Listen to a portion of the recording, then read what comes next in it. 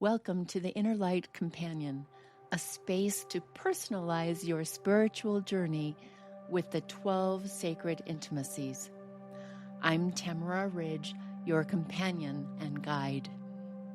Each episode of this podcast explores a facet of connection with the divine, yourself, others, and the world, offering clear markers to recognize, gentle practices to try, and stories that help you grow what's strong and tend to what needs to grow. Move at your pace and use the name for the holy that fits your heart. This isn't therapy or advice. It's a meeting of souls, a place to listen deeply, ask real questions, and remember the wisdom already within you. I invite you now to take a breath. Let's begin. You know intellectually that God loves you, but do you feel it? Do you wake up knowing you're the beloved of the divine? Today we're talking about closing the gap between spiritual understanding and embodied experience. How to actually live as the beloved. Before we dive in, if you're brand new to the Inner Light Companion podcast, welcome. This is episode 9, the capstone of our spiritual intimacy series. For the best experience, I recommend starting with episode 5, Chasing the Spark, Deepening Your Intimacy with the Divine. It lays the foundation for everything we're exploring today. And if this podcast is helping you on your spiritual journey, would you leave a review? It takes 30 seconds and it helps other seekers find this community. Just scroll down, tap the stars, and share what's resonating with you on Apple Podcasts.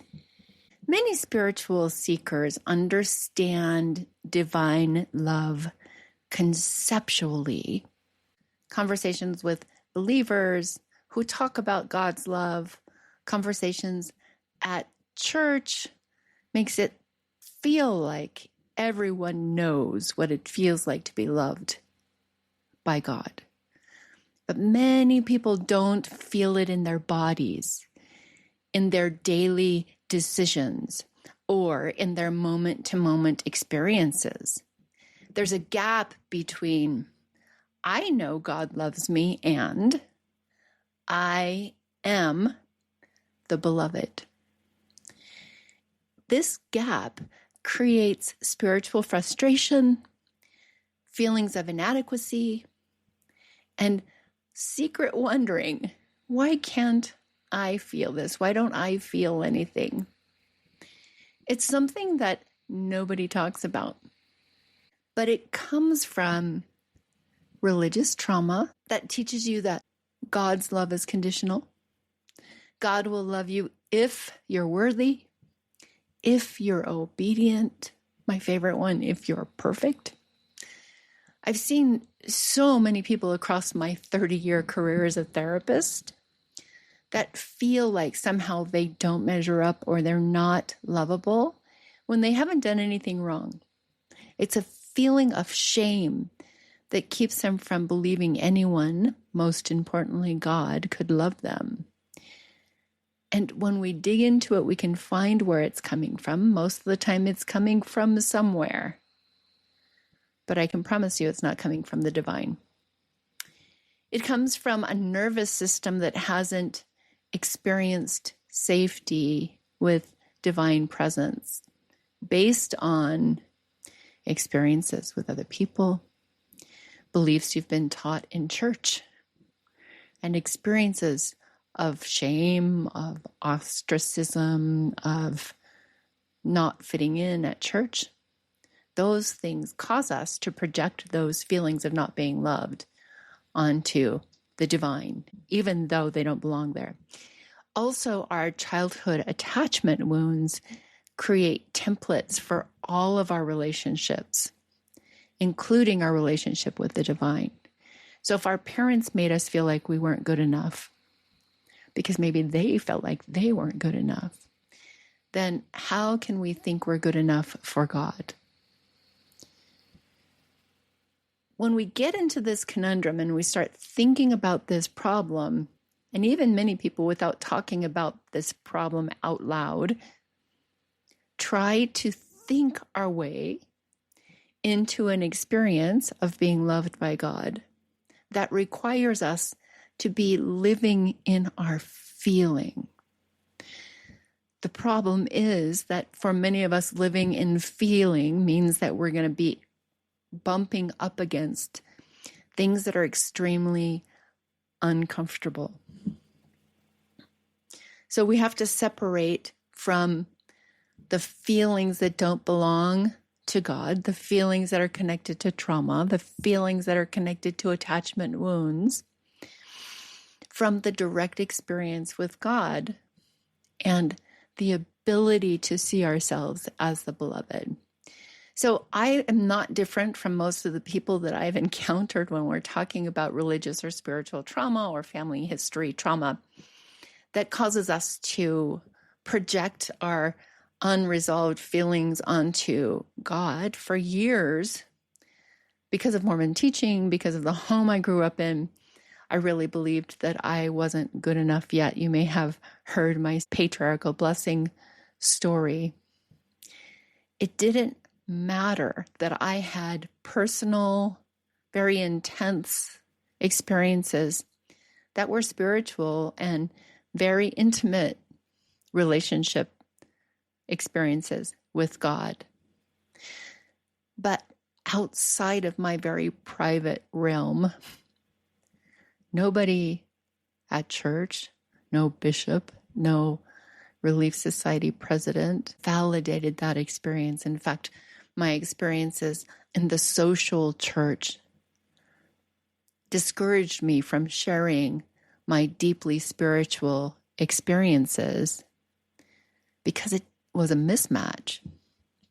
So I finally left the church.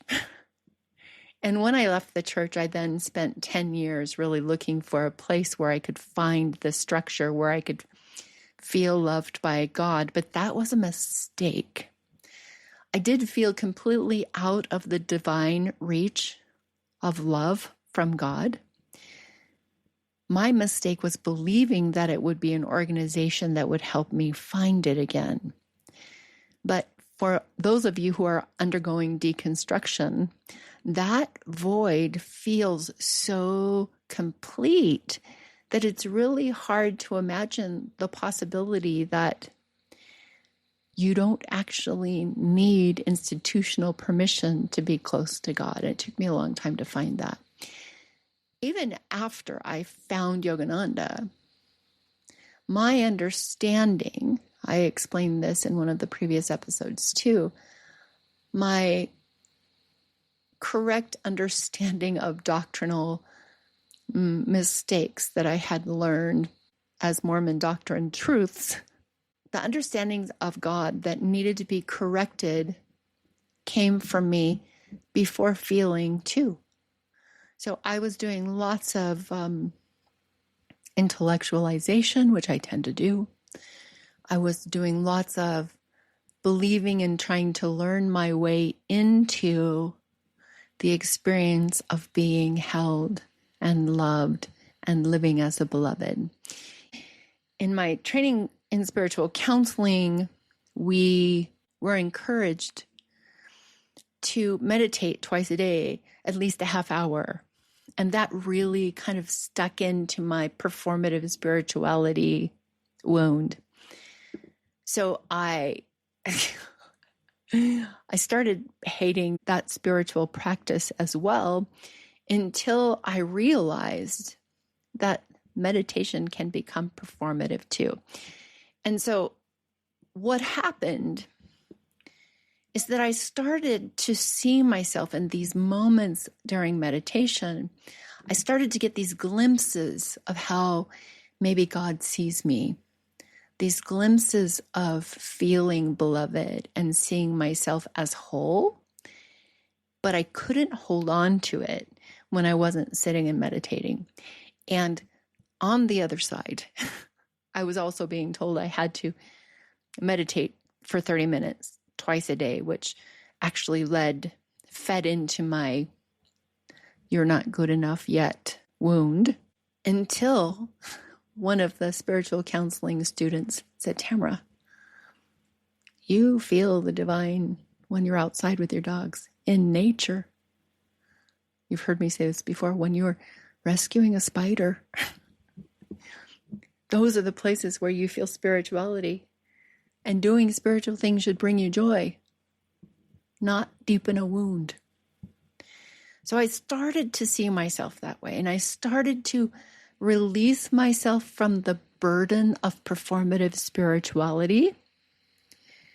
And then, you've probably heard this story too, is that the night after my father died, and I had been asking my entire life why I was born into the family I was born into.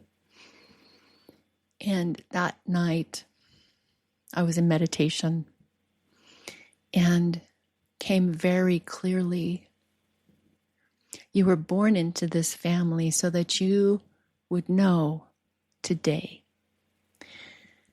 that I've held you all along. I felt that. I felt it to my core. And that, along with the spiritual counseling while I was learning to see myself as the divine saw me, and then that full shift of feeling myself as precious in God's eyes, changed me to the place where I know that I'm the beloved. And at that moment, I realized that I'd been really just trying to earn something that was already mine. And I think too many of us do that. Being beloved isn't something we achieve. It's something you remember. Then once you remember, you practice living from that place. So let's talk about how you practice living from the place of being the beloved. The first practice is sacred noticing. You start recognizing that you're already held. This is the act of training your attention to notice the evidence of divine love already present in your life. Because what we notice grows. If you only notice the distance or the absence or how alone you feel, you'll experience more distance. If you practice noticing divine presence, you'll experience more presence. That's all there is to it. But let me give you another example. Think about if you ever had the experience of buying a car, when you buy that fancy red car because you think that you'll be the only person on the block who has a red car, fancy one. You bring that car home, you're out on the driveway, waxing it up, and then you notice all the red cars on the block. That's the way the brain works. It's funny because I had never seen, maybe many of you don't even know what this is, but I had never seen a Plymouth Prowler before. But I saw one in 2001 on a used car lot. And I went, oh my goodness, I have to have that because it was unique and seemed like such a personal car. And nobody, I was sure, ever would have one anywhere around me. So I bought the Plymouth Prowler. I drove it home. I put it in my garage. And then I discovered that there was one in the town over. And there was one, in the other town on the other side of me. Mine was silver, but the other one was orange, and then the other one was purple. It's the same thing. We don't notice things until we have a reason to. And if you're coming from religious deconstruction, then your brain is only going to notice your losses. The trauma of leaving religion will cause your brain to look for danger and evidence that you aren't good enough, you aren't loved, you are an outsider, the same way you felt within the religious institution. It will keep looking for danger and will prefer that over helping you feel safe and beloved unless you do something to change it. You have to train your brain to see something else. So here's a practice I want you to do. I want you to practice a daily beloved evidence journal, if you will. At the end of each day, I want you to write down 3 pieces of evidence that the divine held you that day. They don't have to be big evidences, just small synchronicities. Moments when you experienced unexpected peace, or when you witnessed beauty that caught your breath, or when you've had maybe a conversation that felt divinely timed, or a challenge that turned into growth. Start small. Just write in your journal, today I noticed, and try to find 3 things. Over time, your nervous system learns, oh, I am held. This is what beloved feels like. You might be saying, but I don't see any evidence. I want to remind you, you're looking for burning bushes if you're looking for evidence and you can't find it. Start with breadcrumbs. Remember that the divine speaks in whispers first, and there are things that we won't even notice. I watched recently a clip on TikTok where at the very beginning of the video, the person said, here's the white team and here's the black team, white t-shirts, black t-shirts. It's your job to notice how many times the team with the white t-shirts passes the basketball. So I watched the video and I counted 19 passes, and at the end, he said there were 19 passes. He said, but you were probably paying attention to those passes and you didn't notice the bear break dancing through the video. And I went, wait a minute, a bear break dancing through the video? So I watched back what I had just watched to count, and because I thought maybe he was lying and there was no bear, when I watched back, there was a bear breakdancing through the scene when I was counting the basketball. Your brain will only select what it thinks is important to pay attention to. And if you left religion and you're in deconstruction, your brain did a really good job of helping you realize that you needed to change something. But now it's time for you to tell your brain, it's okay for me to notice something different. Look for the breakdancing bear. What are the quiet synchronicities? The other thing that I want you to think about doing is I want you to shift being beloved from being an achievement to being your identity. So that means that instead of saying, I'll be beloved when, and having 100 different conditions you have to meet to be beloved, you shift to, I am beloved. Therefore, I can, I will. You move from that place. Why it matters is because most people, especially with religious trauma, relate to God as a judge or authority who determines whether or not you're worthy. And a beloved relationship is already secure with no performance required.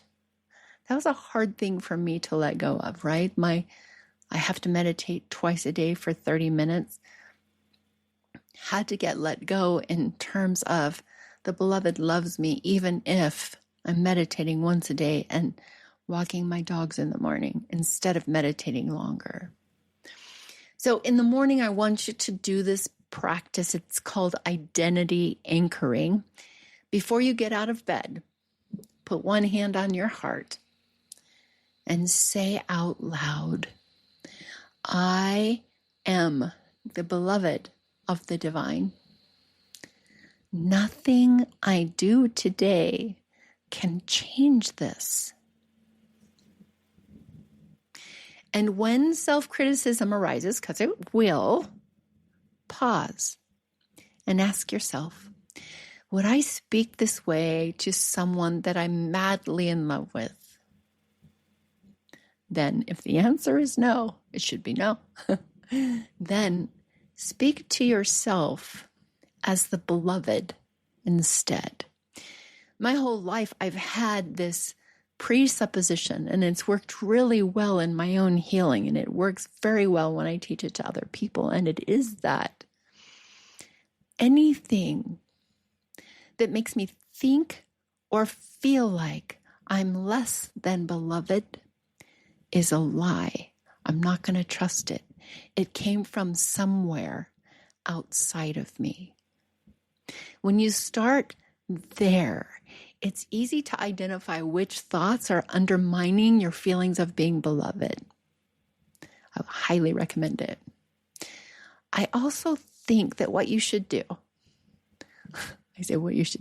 I want you to replace I should with as the beloved, I choose to wash the dishes. I choose to meditate.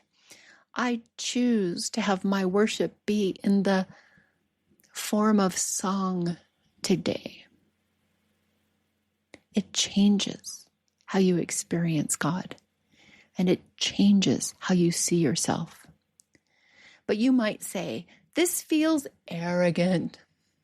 This feels entitled. Or it feels like I'm making all of this stuff up. And I will tell you that if you're saying that, that's your religious trauma talking. Humility is not the same as self-hatred. True humility is accepting your belovedness without needing to prove it. In my own story, I shifted from the need to prove to be worthy of God's love because of Mormon conditioning to I am already God's beloved because of Yogananda's teachings. And this made such a difference in therapy, in my relationship, in self-talk, because I'm no longer doubting my worth. If God sees me as precious and beloved, then I'm going to believe it. Yogananda said this, I prefer the word demand to prayer because demand is devoid of the primitive and medieval concept of a kingly tyrant God whom we as beggars have to supplicate and flatter. You have a divine right inherited from God to demand from him. And he will respond to you because you are his own. I love that. He's saying demand, don't pray. He also taught you do not have to plead. You can demand as God's child. You are beloved. The next practice I want you to think about incorporating in your life is receiving divine love through the body by creating somatic anchors. So belovedness becomes a felt experience instead of just a concept.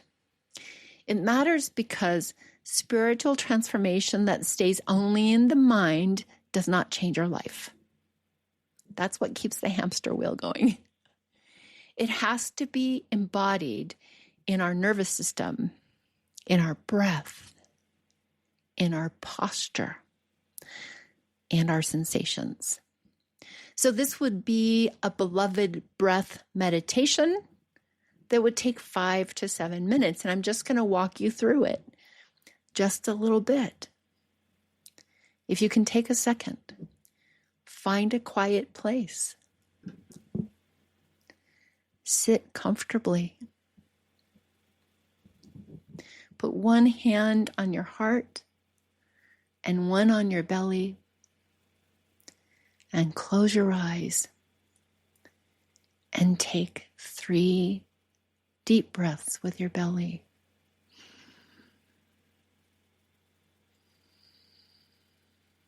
Through your nose or mouth, doesn't matter.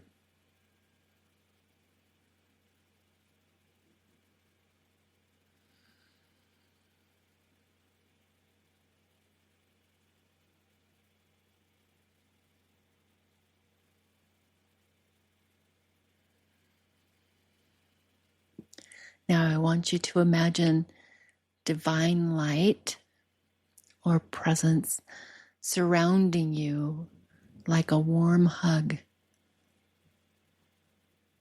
When you breathe in, repeat, I am. Breathe out slowly, beloved. I am. Breathe out, beloved. Breathe in slowly. I am. You're saying this in your mind, not out loud. Breathe out slowly, beloved. You could do that any time of day, when you're driving, when you're out for a walk. With each breath, let your body feel held, safe, cherished. If emotions arise like tears or joy or grief, just let those emotions move through. This is where healing happens.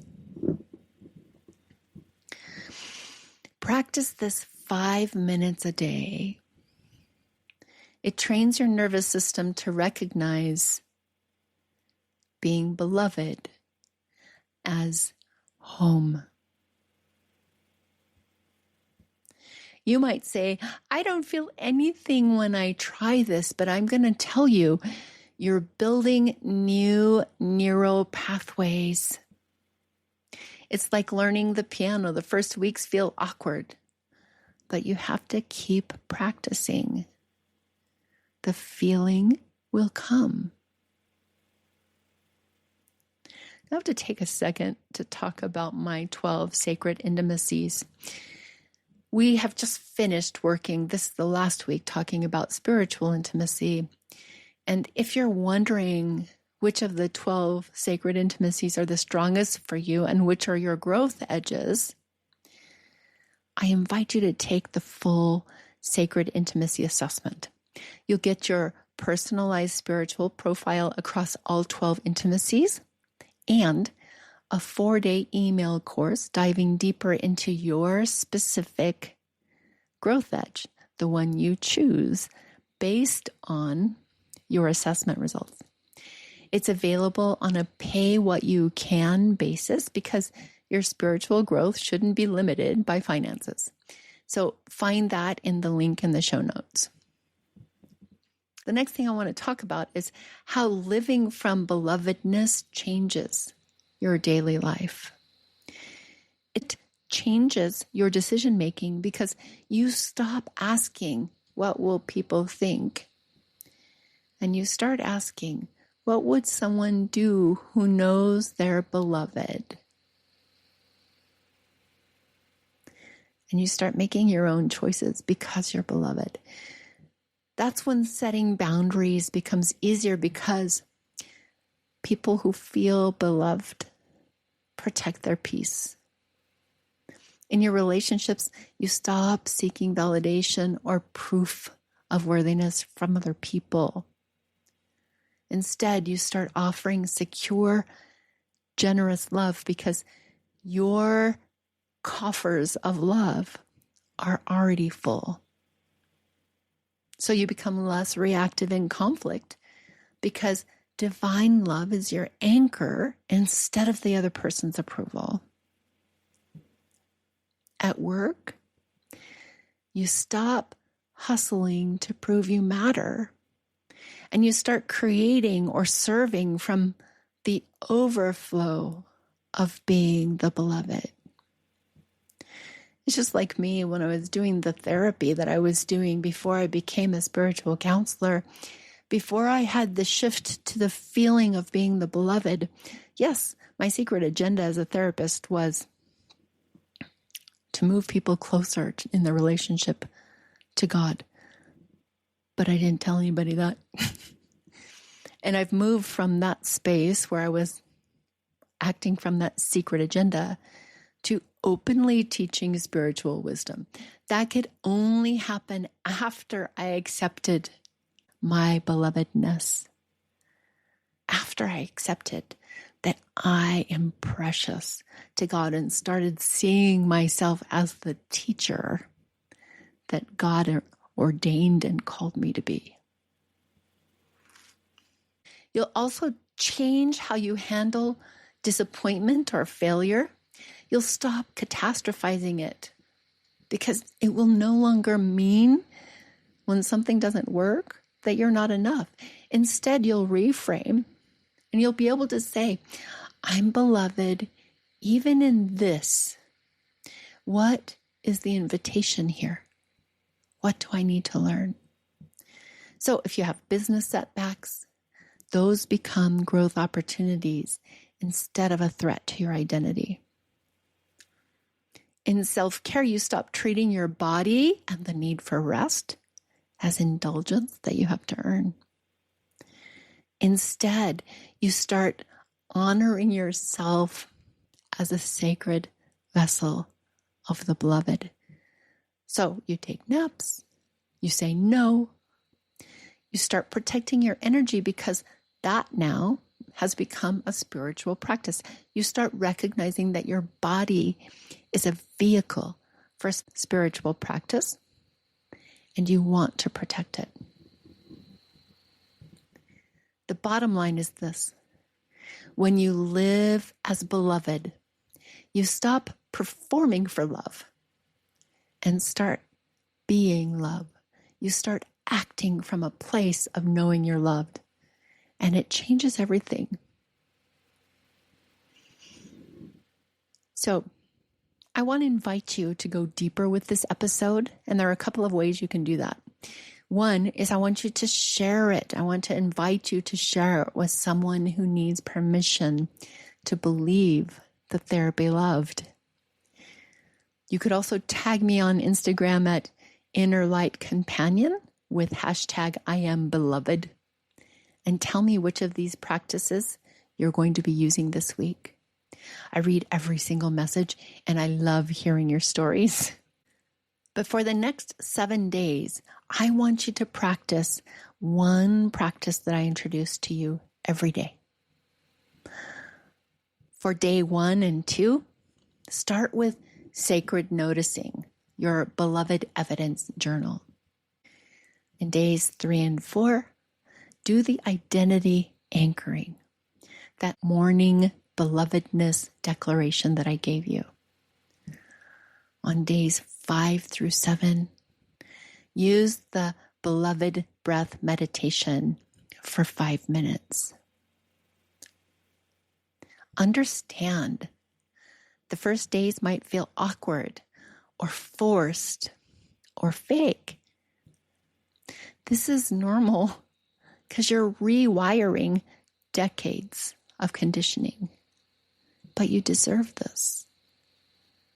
You'll start to notice small shifts, more peace, less anxiety, better decisions. Over time, belovedness will become your default, not the exception. So we've spent this month building spiritual intimacy, which is your direct relationship with the divine. Next month, we're moving to communication intimacy, and that is how to listen deeply and speak authentically, both with God and with people in your life. These two intimacies work together. You really can't communicate from your soul until you know that you're beloved. Speaking of what's next, I'm hosting a 3-day sacred intimacy immersion retreat in March of 2026. It's a virtual online experience where we'll practice all of this together in real time.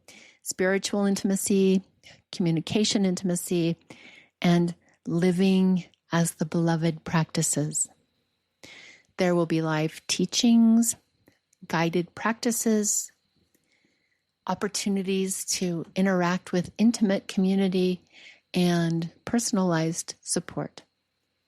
If you've been craving deeper connection with the divine and with people who understand this journey, join the waitlist. You'll get early bird pricing and first access when registration opens. That link is in the show notes. My final thought. You are the beloved of God. Not because you earned it. Not because you're perfect. Not because you've done everything right. Maybe you don't think you've done anything right. You're beloved because that's who you are.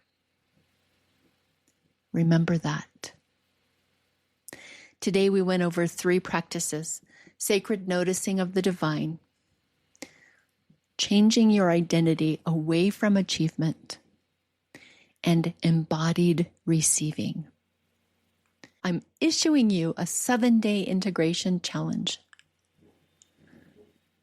Your belovedness changes how you make decisions, how you relate to other people, and how you show up in your life and in your relationships. If you're not already subscribed to the Inner Light Companion podcast, hit that follow button right now so you don't miss next week's episode when we begin our communication intimacy series, The Art of Sacred Listening and Authentic Expression. May you wake up tomorrow knowing I am held, I am loved, I am the beloved. And nothing I do or don't do can change this truth. Until next week, beloved. Thanks for listening. As you step into your day, notice which intimacies stirred for you. And then choose one small practice and let it meet you where you are. You want support? Grab the free Sacred Intimacy Snapshot, and when you're ready, the full Sacred Intimacy Assessment that can guide your next steps. Links are in the show notes. Until next time, walk gently, listen deeply, and trust the light within.